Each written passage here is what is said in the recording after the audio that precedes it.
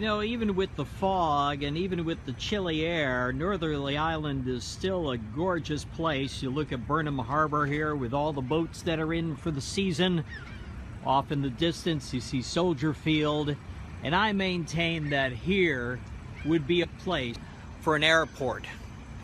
Yeah, Meigs Field Terminal is still here. And it's a setting. The reason why we're out here today is we're talking about the cold air we've had. You know, April was the 4th coldest in Chicago weather history. And now in May, we've seen in the first 21 days of May, 8 days that ran below the norm. So not quite the type of brutal cold we saw in April. It's been a little bit better than that out here for May.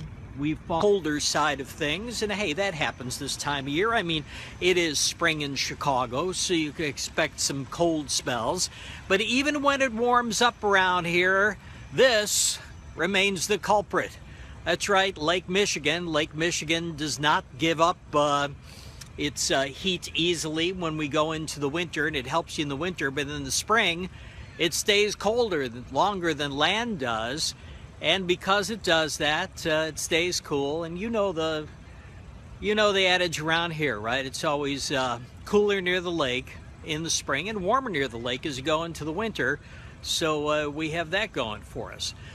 So even as we warm things up, if you have a breeze coming off Lake Michigan, it'll be cooler down here. Right now we're looking on the mobile weather lab at a temperature that's right about 55 degrees. The lake water temperature is 54 degrees.